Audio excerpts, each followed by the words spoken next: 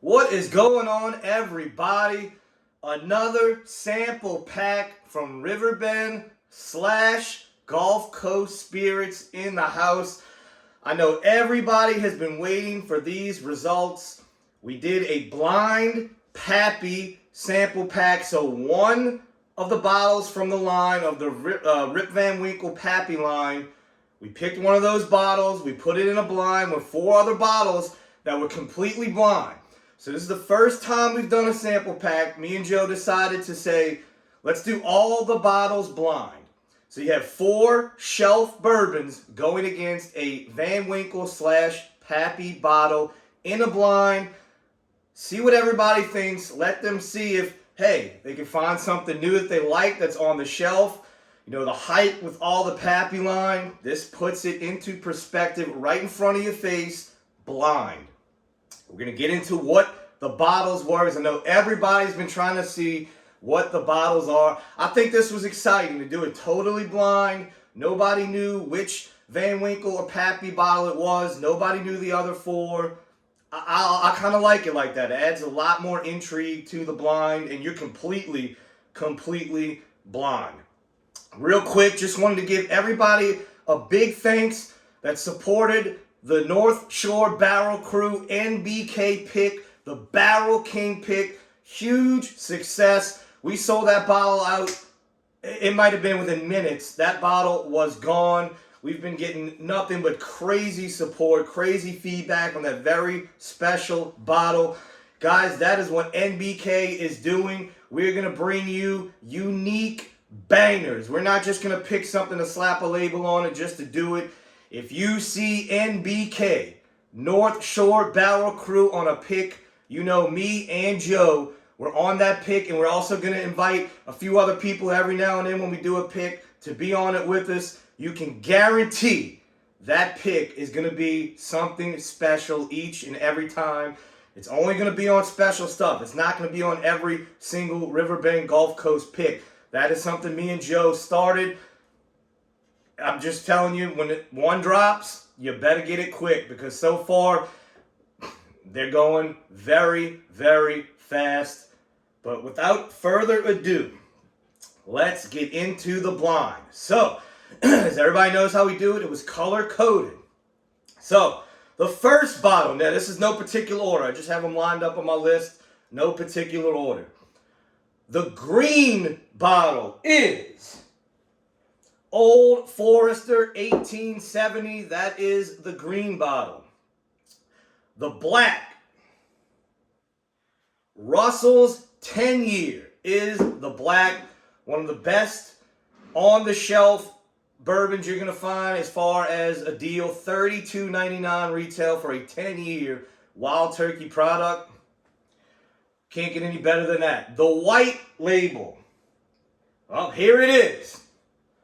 The Lot B Van Winkle is the Van Winkle / Pappy, because I know people, there is a difference. The 10 and the 12 are Van Winkle. 15, 20, and 23 are the only ones that have the Pappy label. We went with the Lot B because we thought it was right there in the middle. It was going to be easier to get some bottles that had the same proof, around the same, I don't want to say same age, they're all not that old, but around that same proof, to be able to go against the Lot B. And this thing gets some hype, guys. I mean, it's getting crazy what this bottle is going for. I think the retail might be between $70 and $100. It's somewhere in between there. They're going for who knows how much. I think it's like $600 to $800 for this bottle. But we're going to see if it's worth it here today. The Lot B is your Van Winkle bottle. That's the white. The red. The Four Roses small batch yellow label. This should be interesting to see how Four Roses goes up against it. Another one, $34.99. This goes great in cocktails. Has a nice spice to it all the time. Four Roses with all those ryes and those recipes, the high rye recipes. You can't go wrong with the Four Roses. And then blue, the Michter's US 1 bourbon. So very different lineup. We wanted different distilleries, different profiles to go up against it. The Old Forester is 90 proof. The Russell's is 90 proof. The Lot B is 90.4 proof. And the Four Roses is also 90. And then the blue Michter's is 103. So the Michter's was a little higher, but it wasn't too far. I'm sorry, 103 proof. It's 91.4 proof. I don't know what I'm talking about. It's not 103 proof. So we got everything in that because the, which one? The lot B is 90.4. So it was very hard to come up with ones that were in that proof range. So we wanted to make sure that they were very close, because in a blind, something extremely high proof is going to blow away anything low proof, no matter how good it is on its own. So I think we did a pretty good job of that. Everything is there. 90, 90, 90.4, 90, and 91.4. I mean, that's proof is not going to be a determining factor. Plain and simple. So here we go. I'm going to go from my left to right. Glass number 1.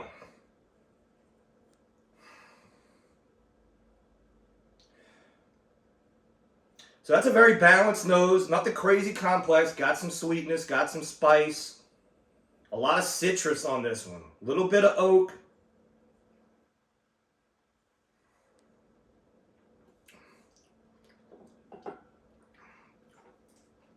So you don't expect these lower proof shelf bottles to be very viscous on the mouth, on the palate, have a long finish, but as I say that, the first one has a pretty nice finish. Has some nice spice on the front. Sweetness, very balanced. That is a surprisingly long finish. That is the first sip, so we'll see as we go back around if it stays.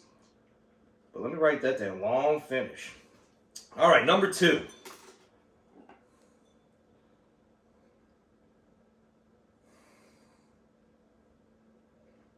So that's got a nice sweet vanilla extract, sweet oak.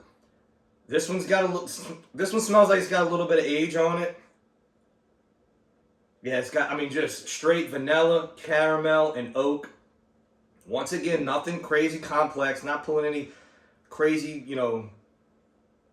complex notes. Very simple profile, but a very nice quintessential bourbon profile. That sweet oak is very nice. Love that note.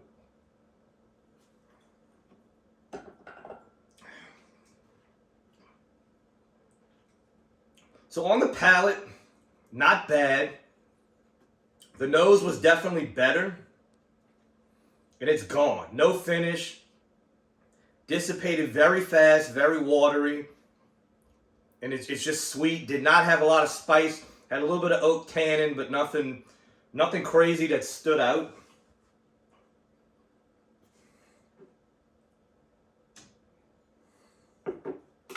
All right, third one. Oh, man, that's a good nose.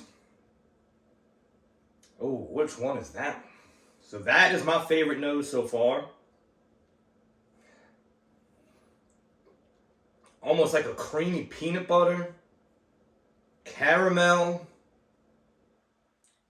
Even getting a little bit of chocolate on there. I really like this nose. Oak.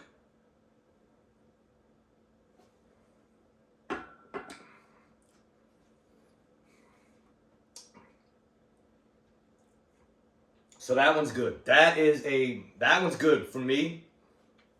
Same on the nose, the same on the palate. A very nutty profile. There's not a lot of spice on it. Once again, very watery on the palate. No finish. So this is going to be tough because the finishes are really not there. But this one had a lot of flavor.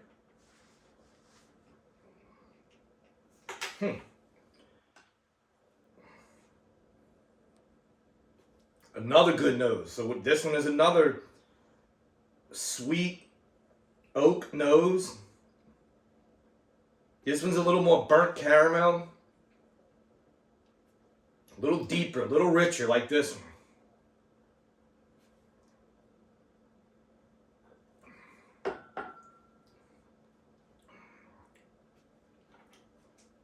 That one's good. Nothing crazy, once again. This one's got a little bit longer of a finish. So these two were very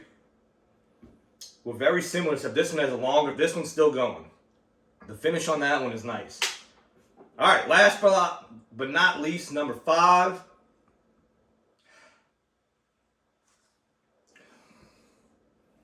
So this one I'm getting oak, burnt caramel. Just man, it's kind of like man, crazy.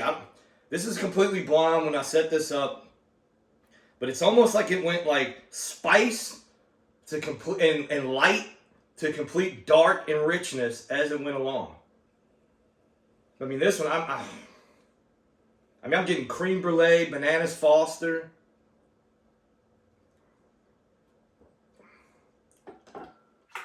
Oh, very bitter. Oh, that one's very bitter. So, a lot of oak. Great nose. Very sweet, rich, dark nose, but the palate, very bitter, very light, not very viscous, no finish. So the first time through, I can already tell you, number 5, if that nose would have matched the palate, it might have did better, but it was just very bitter, very bitter. All right, so number 1 is definitely going to go, because that one had a finish. 4 is going to go along. So now it's down to 2 and 3. Try to eliminate one of these.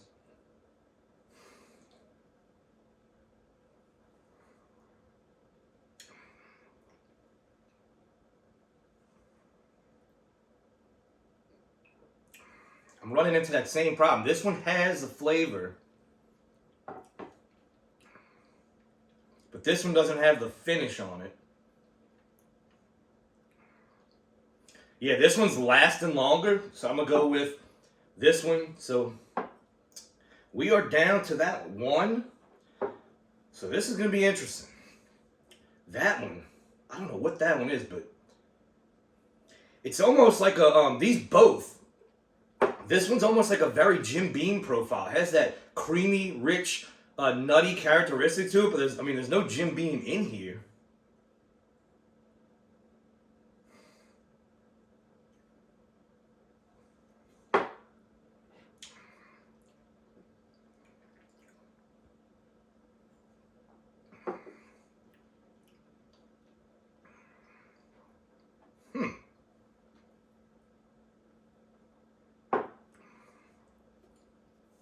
Okay, 3 of them. The 3 of them head to head. That one goes out. So we are down to the final 2. Let me get a drink of water here. Very interested to see how I rank this, because I'm trying to guess profiles. No clue. No clue. Like I said, this one on the nose just has this almost Jim Beamish nose to it.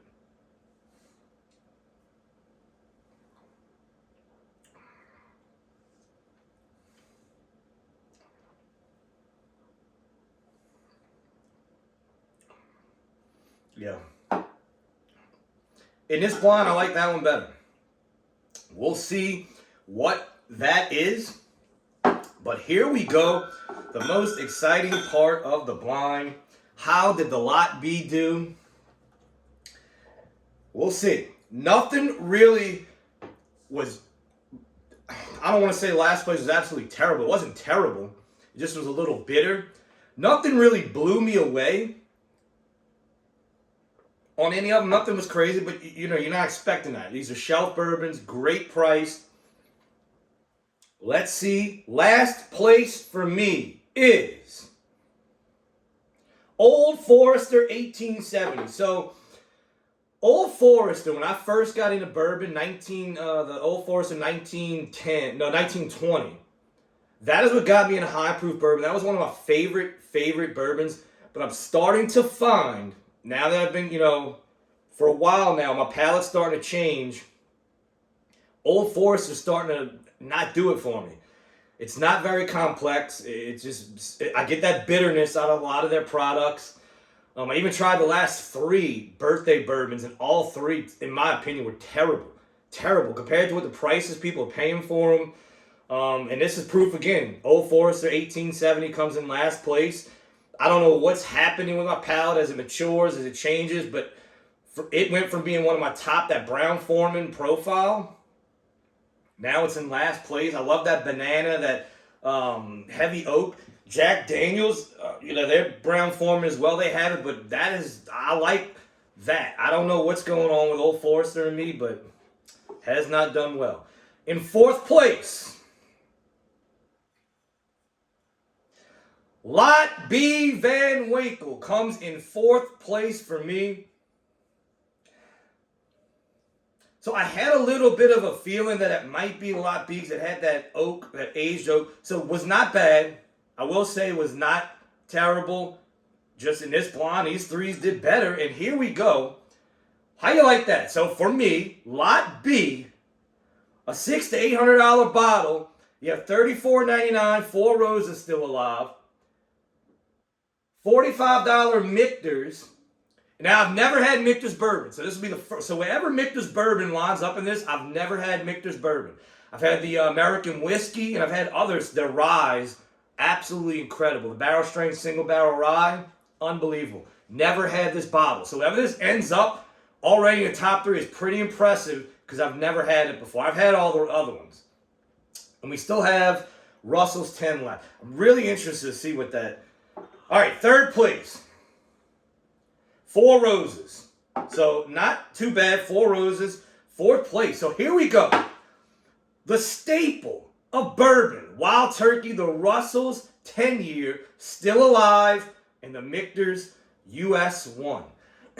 So, the winner of the Van Winkle Pappy Blind Challenge is Russell's 10. So Russell's 10 takes it from me. I'm laughing because you're going to see why in a minute.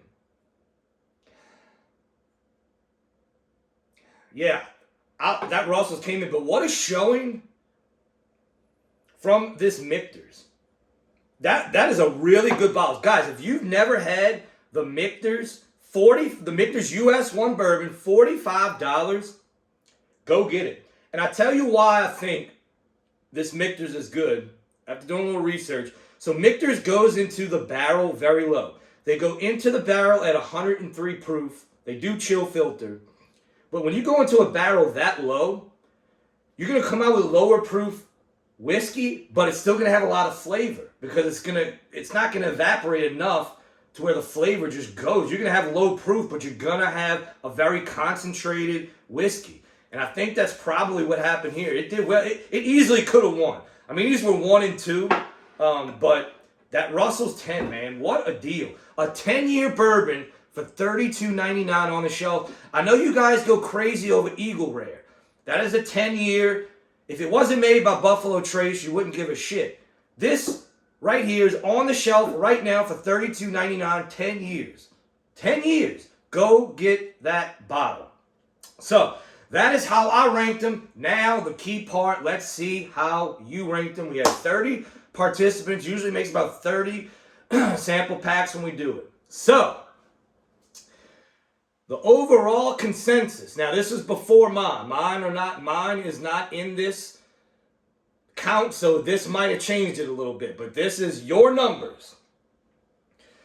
Number 1, with a score average of 2.34, is the Michter's US Bourbon 1, and I'm not surprised. After tasting it, easily could have came in first for me. It had 8 first place votes, 10 second place votes, so that gave it the average to be number 1.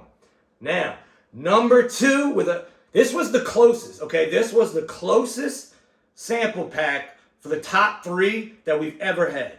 ever had. So number 1 was at 2.34. Number 2 is at 2.38, and it's the Russell's.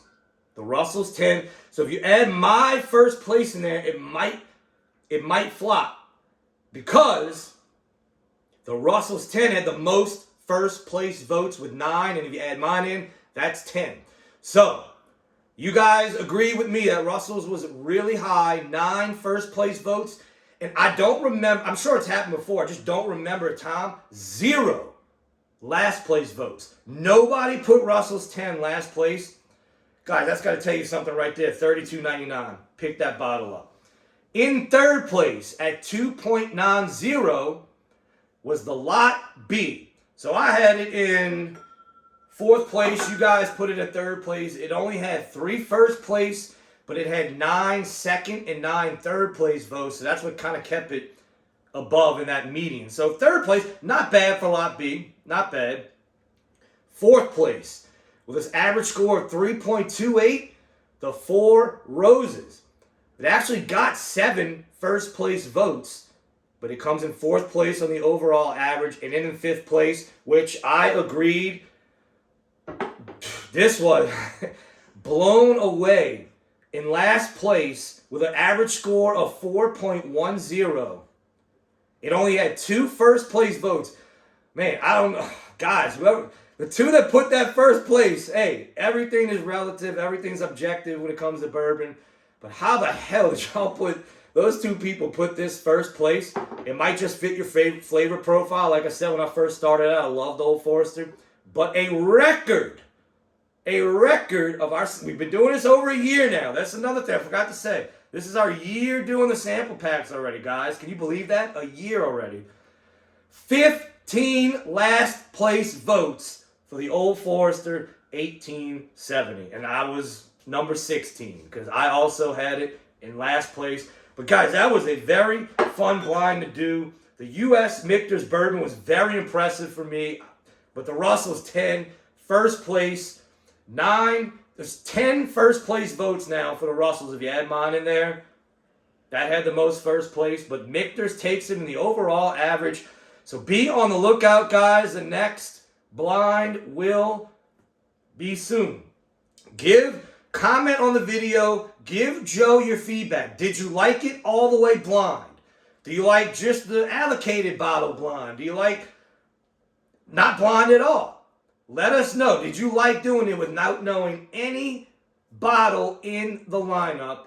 Let us know. Leave a comment. Let Joe know. And that's it, guys. Once again, Pappy Van Winkle or the Van Winkle line or the Pappy line. You can put it up against US 1, Michter's Bourbon, and Russell's 10. This is what happens. Guys, until next time, pop!